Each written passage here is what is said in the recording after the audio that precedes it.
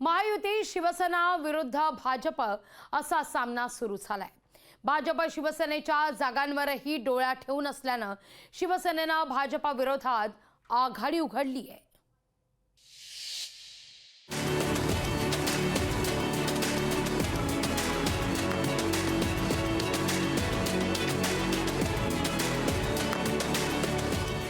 पक्ष आपला प्रत्येकाला वाढवायचाच आहे, पण तुमच्यावरती विश्वास ठेवून जे लोक आलेत त्यांचा केसानं गळा कापून नाही। लोकसभेच्या जागा वाटपावरून शिवसेना आणि भाजपमधील सुप्त संघर्ष आता जाहीर संघर्षाचं स्वरूप घेऊ लागलाय।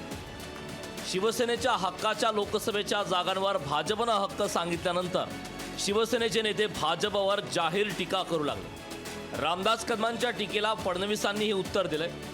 115 आमदार असतानाही भाजपनं एकनाथ शिंदेंना मुख्यमंत्रीपद दिल्याची आठवण फडणवीसांनी करून दिली।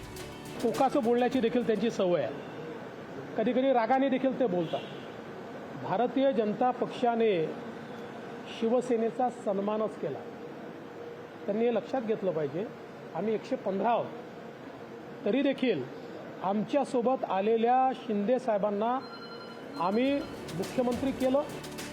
फडणवीसांच्या या टीकेला शिवसेनेनंही जशास तसं उत्तर दिलंय। शिवसेनेमुळेच भाजप सत्तेत आल्याची आठवण शिरसाटांनी करून दिली। हे तेवढं सत्य आहे, जर एकनाथ शिंदे साहेबांनी उठाव केला नसता तर 105 जरी असते तरी त्यांना विरोधात जे बसावं लागलं होतं ते तसंच बसावं लागलं असतं। शिंदेमुळे सुद्धा ते सत्तेत आलेले, हे दोन्ही बाजूंनी जर पाहिलं, शिंदे साहेबांमुळे ते सत्तेत आहे, त्यांच्यामुळे शिंदे साहेब सत्तेत आहे, म्हणून कोण कुणाचा क्रेडिट घ्यायचा प्रयत्न करू नये।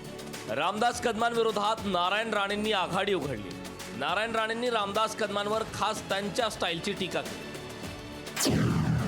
आमचे मित्रपक्ष व सहकारी यांच्या गळ्यात हार पडावे, त्यांचा सन्मान व्हावा, यासाठी भारतीय जनता पक्ष नेहमी कार्यरत असतो।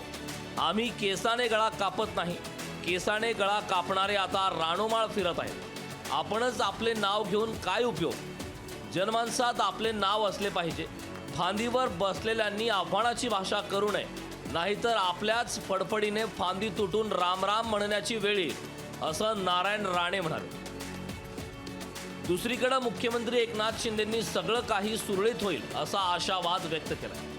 दिल्लीला बैठक जी आहे ती बैठक महायुतीची बैठक आहे, त्यामुळे कुठल्याही काही आमच्यामध्ये समन्वय आहे, काही चिंता नसावी, सर्व ठीकठाक।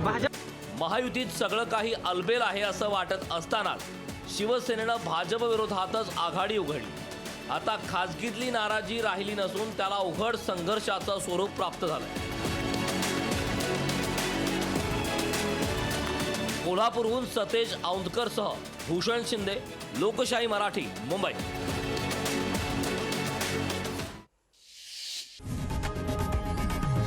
लोकशाही मराठी ऐका, पहा, जागरूक रहा।